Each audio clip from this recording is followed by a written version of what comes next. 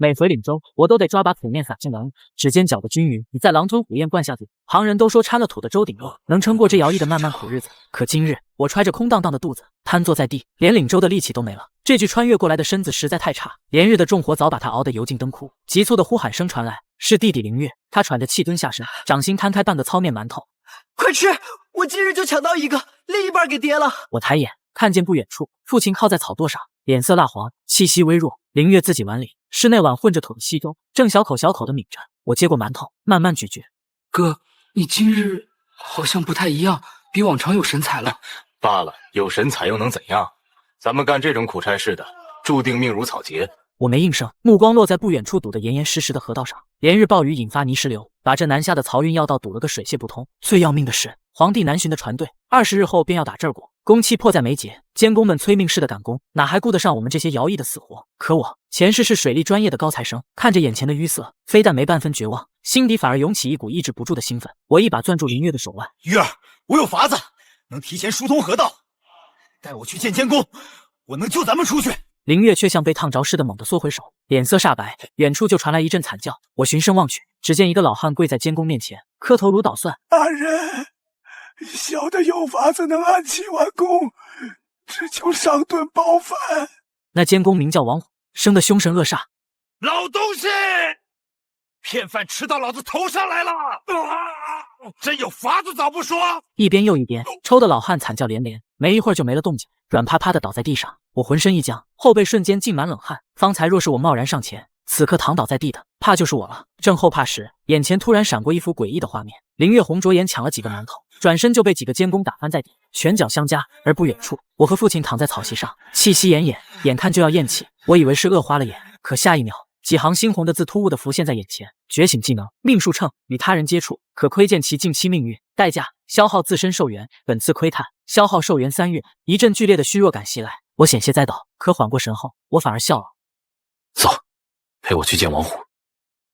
哥，你没看见那老汉的下场吗？去了就是送死。横竖都是死，不如赌一把。凌月盯着我看了半晌，终究是咬了咬牙，扶着我站起身，一步步朝王虎走去。大人，请听我一言。王虎正烦躁地剔着牙，闻言抬头，见是2个受捕嶙峋的徭役，当即扬起鞭子就抽了过来。我擦，鞭子落下，却没打在我身上。凌月猛地挡在我身前，肩头瞬间多了一道血淋淋的口子。怎么，你也有法子疏通河道？几年前曾遇过一位仙人，学了些不算的皮毛，临死前想为大人算一卦。王虎愣了愣，卦象若应验，不求别的，只求大人日后照拂我弟弟和父亲一二。王虎上下打量我半晌，这凶神恶煞的监工竟破天荒地点了头。行，那就给你个机会。怎么算？需寻个僻静处，小的触碰大人手腕，方能起卦。王虎挥手驱散了周围的人，连凌月都被撵到远处，这才伸出粗壮的手腕。我深吸一口气，指尖搭了上去。时间1分1秒的流逝，我表面平静，心底却狂跳不止，生怕王虎一个不耐烦就把我拖下去毙了。就在王虎的手指开始不耐烦地敲击桌面时，眼前的景象骤然变幻。我看见王虎哼着小曲推开家门，夫君回来啦，快吃饭。王虎刚扒拉了2口菜，突然脸色发青，四肢抽搐，一头栽倒在地。紧接着，一个陌生男人翻窗而入。虎哥放心，你这娘子，我会好好照顾她。画面戛然而止，我猛地松开手，一阵眩晕袭来，又是3个月寿元耗损。王虎收回手腕，不耐烦地问：算出来什么了？大人，近日切记，莫要吃家中饭菜。说罢，我扶着墙，颤巍巍地离开了。王虎皱着眉盯着我的背影，哼，装神弄鬼。他半个月没休假了，哪来的家中饭菜可吃？可不知为何，我那怜悯的眼神却像根刺，扎得他心里莫名烦躁。回到草棚，父亲见我去找了监工，气得直咳嗽。咱们是戴罪之身，命如蝼蚁，你这是去送死啊！我自己去领粥，领不到，我也能熬过去，只要你们兄弟俩平安无事就好。爹，我们不会饿死，我会救你们出去的。另一边，王虎回到监工棚，王虎，恭喜啊！县令批了轮休，第一个就轮到你，明日就能回家抱媳妇喽！王虎的脑子嗡的一声，瞬间一片空白。怎么会这么巧？次日一早，王虎揣着满肚子的疑惑回了家，推开院门，李氏果然端着一桌丰盛的饭菜迎了上来，笑容妩媚。夫君回来啦，快尝尝我新学的菜。王虎看着桌上的菜，想起我昨日的话，心里咯噔一下。他不动声色地夹了块肉，丢给脚边的土狗。没一会儿，那土狗突然惨叫一声，倒地抽搐，口吐白沫，转眼就没了气息。王虎的后背瞬间爬满冷汗，他强压着怒火，假装扒拉了几口饭，突然身子一软，痛苦地倒在地上，手脚抽搐，很快就没了动静。李氏见状，脸上的笑容再也绷不住。宝贝儿，这下好了，王虎一死，咱们就能……他话音未落，原本死透的王虎突然暴起，一把掐住了他的喉咙。男人的脸瞬间涨成了猪肝色，李氏吓得魂飞魄散，瘫坐在地上。王虎死死盯着男人，脑海里不由自主地闪过我那怜悯的眼神。而此时的河滩上，我正饿得眼冒金星。不远处的监工赵二见状，眼神一厉，扬起鞭子就朝我抽来。住手！一声暴喝传来，赵二愣了愣，回头一看，竟是王虎。先生，你没事吧？虎哥，你不是休假了吗？这一幕惊呆了在场所有徭役，谁不知道王虎是个出了名的暴脾气，如今竟对一个瘦弱的徭役如此恭敬。先生真是神算，救命之恩没志难忘。瞧我这记性！先生您等着。他转身冲出去，不多时就端着一盘热气腾腾的饭菜回来，肉香混着饭香钻进鼻腔，我饿得胃里一阵抽搐，但我没急着吃，而是小口小口的抿着。大人，可否将剩下的饭菜打包？我想带给父亲和弟弟。好。王虎爽快答应，不仅用油纸仔细包好，还额外塞了2个白面馒头进去。指尖搭上他手腕的那一刻，我却愣住了，眼前浮现出王虎的近期命运，无甚性命之忧，也无什么大机缘。更让我惊喜的是，这次竟没消耗寿元，看来消耗与命运轻重挂钩。莫要贪杯，恐会误事。先生，能否再帮我看看往后几年的运势，能不能升迁？昨日我卜卦时，竟窥见了疏通玉带河的法子，眼下若再为大人卜算，怕是会当场毙命。望大人引渐渐管事，若事成，这功劳少不了大人一份。这话若是换个徭役说，王虎早就一鞭子抽过去了。好，我信先生。孙管事的工房里，听完王虎的话，孙管事抬眼打量着我，眼神冰冷。你说你有法子疏通河道，若是成了重赏，若是不成，你俩都得死。王虎脸色一白，却还是挺直了腰板。属下愿为先生担保。收窄河道，束水攻沙，收缩河道宽度，提高水流速度，利用水势的冲击力将淤沙冲刷而下，无需耗费大量人力挖掘。此计只需寻常竹木土石，无需额外筹备。你们先下去休息。走出工房，王虎才松了口气。先生，孙管事不好惹呀。他想独吞功劳，可离了我，这继承不了。林月连忙迎上来。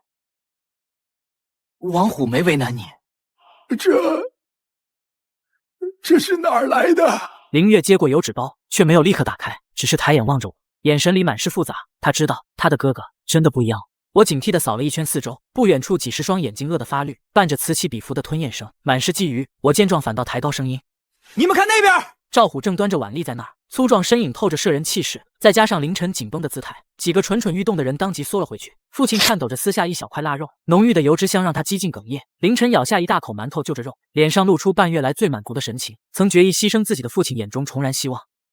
爹，要是天天能吃上这个，咱们就不用再去跟人拼命抢食了。语气轻松，却藏着难掩的疲惫。这半月来，全靠凌晨舍命争抢，三人才能活到今日。我望着他，语气郑重地暗下决心，往后再也不用他去抢了。与此同时，县衙内，周县令正对着河道淤塞的急报愁眉不展。皇帝南巡船队20日后必经此河，按眼下进度，疏通至少还需1月。大人，囚犯已全部调走，若再强征农夫，恐怕春耕不保，民怨沸腾啊！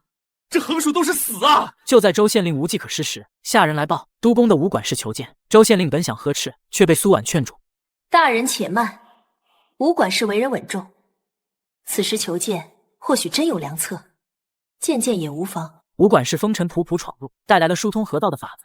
大人，小人带了疏通河道的法子，这图纸详尽，只需按此法行事，定能如期完工。周县令一把抓过图纸，见上面堤坝结构、物料清单条理分明，字迹工整，当即高声传令：“传令下去，立刻召集所有工匠头目，一刻也不得耽误，火速前来议事。”半刻钟不到，2位老工匠匆匆赶到县衙。周县令将图纸推过去，示意2人研判可行性。王匠头眯眼细看许久，又与陈公曹低声磋商，才谨慎表态：此法从原理上看，确有疏通河道的可能。苏婉却未聚焦图纸内容，目光落在工整字迹上，指尖轻拂而过，半晌才淡淡提及字迹娟秀，随即恢复常态。武管事，事不宜迟，你连夜招募人手动工，不得有误。次日一早，我结束休假，重返河滩劳作，刚铲了几下便被监工叫停。徭役们茫然抬手，只见武管事恭敬引着周县令前来，苏婉随其后半步，窈窕身姿裹在衣裙中，引得众人暗自侧目。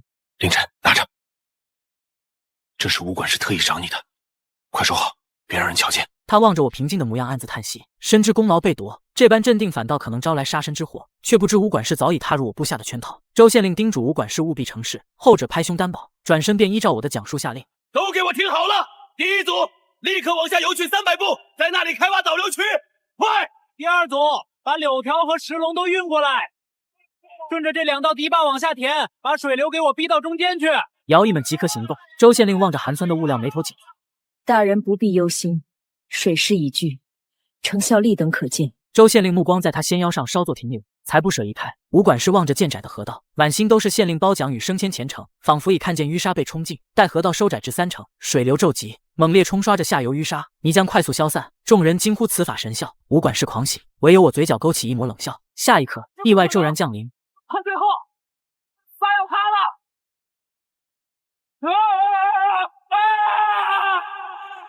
水流冲出狭窄河段后，竟冲刷出一个愈见幽深的漩涡，两侧水量不足，大量泥沙迅速在两岸淤积。一旁的老工匠见状惊呼，知晓河道中间被冲空，两岸淤积只会愈发严重。武管事脸上的狂喜瞬间僵住，慌忙下令继续收窄河道以加速水，可淤积反倒愈发明显，他彻底慌了神，手足无措。数水之位，堤坝斜度，泄水孔不设，图纸上无一不精，无一不详。质问他为何现场施行如此慌乱，武管事嘴唇哆嗦。这是下官初次实操，难免有些手生。还敢撒谎！速速交代幕后献策之人，否则欺上瞒下，罪加一等。所有侥幸彻底崩塌，武管事瘫倒在地。是一个叫凌晨的少年，都是他教我的。我很快被带到周县令面前，坦然承认方法是自己所提。周县令话锋一转，虽认可方法，却质疑其可行性。我抬眼坚定回应，称此法必定可行，随即主动开口。若此法奏效，恳请大人开恩，免去我父子3人的徭役。周县令面色一沉，似觉被要挟。我垂眸解释：草民非是要挟，而是陈述利弊。此法若成，惠及万民，其功劳远超我父子3人的一时劳力。周县令沉默审视我许久，忽然冷笑应下赌约：哼哼，有胆色。事成则免徭役赏50两白银，失败便将我父子3人一并问斩。周县令的话落，河滩瞬间陷入死寂。我抬眸迎上他的目光，坦然领命。徭役们再度动起来，我的操作框架与武管事相近，核心却大不相同。修筑的数水堤并非简单平行2道，而是依河道坡度调整角度，搭成一个精准的喇叭形开口，恰如用瓢舀水，角度不同，力道天差地别。一旁的王将头眼睛骤然发亮，借势聚力，这构思简直神了！满脸难以置信，悄悄瞥向岸边。周县令面色凝重，难掩一虑。苏婉意微微蹙眉，他奉皇命南下打赌，河道疏通稍有差池，便会错失来之不易的机会。唯有我胸有成竹，这可是经受过检验的古代水利典范。随着我一声令下，徭役们撬开临时拦水的木栅，河水咆哮着奔涌而出，众人惊呼出声，皆盼着成功。唯有武管事脸色铁青，你要赌注，绝不能让他成事。水流以恰到好处的角度冲击河床，不仅卷走中央淤沙，两侧沉积也被一并带走，冲刷速度较先前快了3倍不止。赵虎满心震撼，周县令紧握拳头，悬着的官位总算保住。苏婉扶着栏杆微微前倾，身姿曲线愈发夺目，心底暗自松了口气，知道自己总算过关。我躬身向周县令复命，他信守承诺，免去我父子3人徭役，赏银50两。武管事躲在人群后，怨毒地盯着我的背影。醉酒出身也敢断我财路，我定要让你百倍偿还！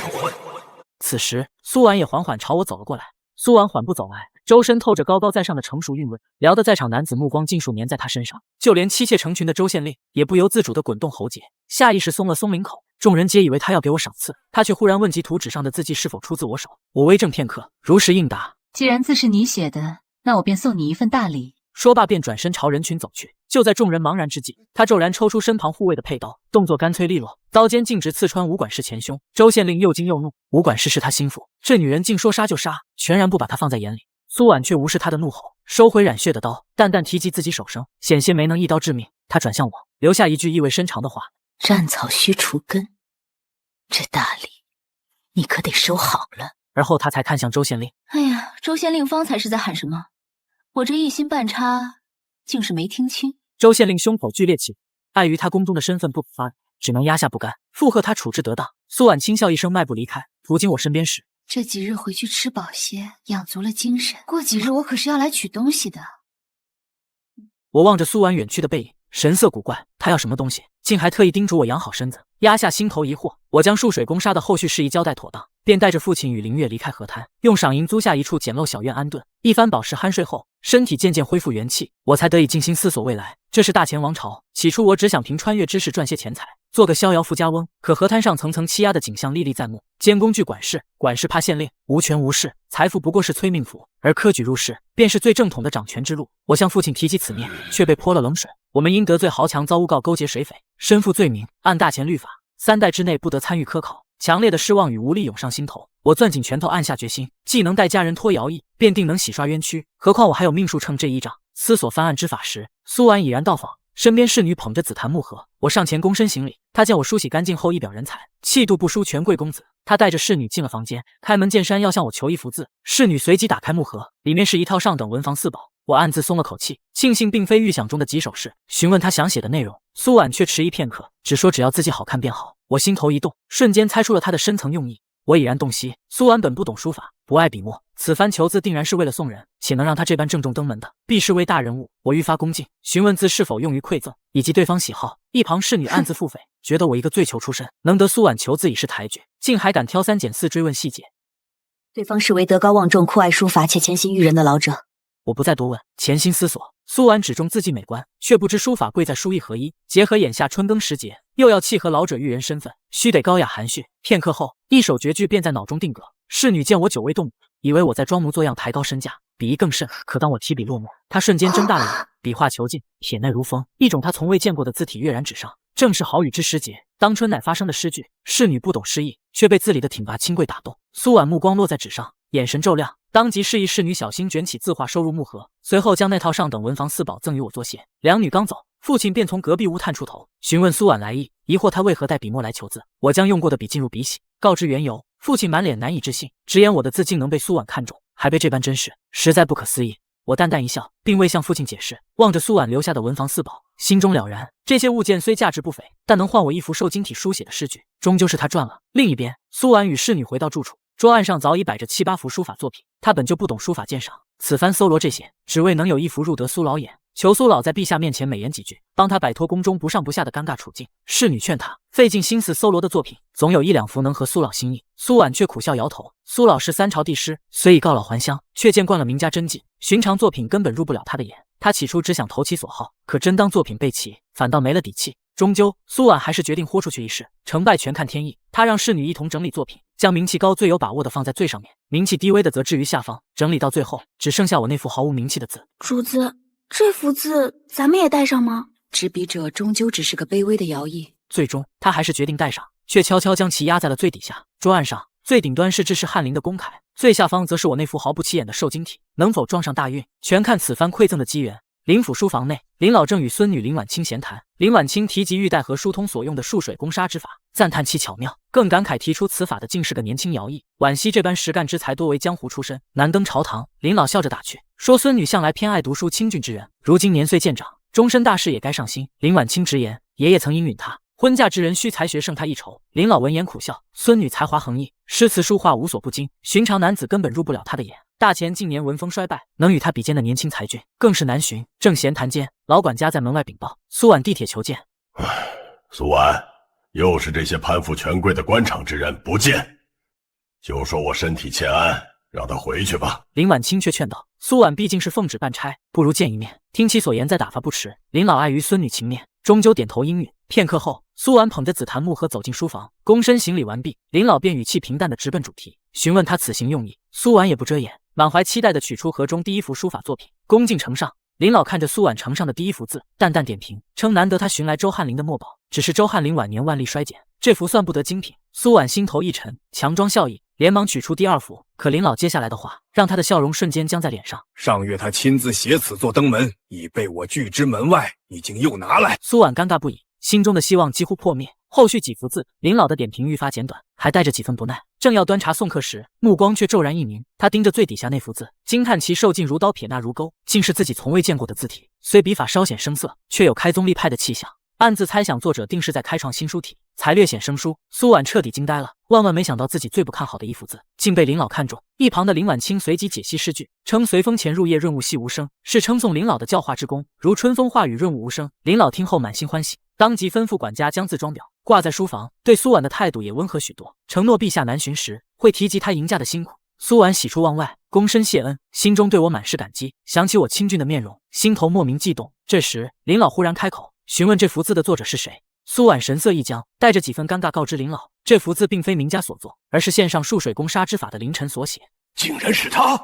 这字迹力透纸背，竟有开宗立派之气象。林婉清也不由得捂住嘴，满心诧异，那个被他视作实干却粗陋的年轻人，竟既能治水，又能写出这般有开宗立派气度、意境悠远的字，心底愈发好奇，暗下决心要寻机会见见凌晨。往后几日，凌晨一家的日子渐渐安定。弟弟凌月在码头找了份短工，搬运货箱时吐槽箱子落地清脆，想来都是陛下南巡带来的银两。凌晨笑着打趣，或许是金杯玉盏，心底却暗叹大钱灾民便也匪患横行，统治者却依旧奢侈无度。凌晨一心想查清自家被诬陷的冤案，可碍于地位低下，身负罪名，处处碰壁，一筹莫展。就在这时，苏婉突然寻来，邀他前往城中听雨轩一句。席间，苏婉笑着向他道谢，称林老对那幅字十分喜爱。凌晨早有预料，谦逊回应。令他惊喜的是，苏婉为报答他，竟拿出了自家当年被诬陷的案证，轻描淡写提及宫中自有渠道查陈年旧案。凌晨深知此事不易，郑重向他道谢。可不等他欣喜翻案有望，苏婉的话便给了他一盆冷水。苏婉告知凌晨，仅凭现有案证不足以翻案，陛下船队将至，唯有在此期间引起陛下注意，冤案才有直达天庭的可能。凌晨沉吟思索，琢磨着如何接近皇帝。苏婉却突然开口，语气意味深长，感慨他聪慧有本事，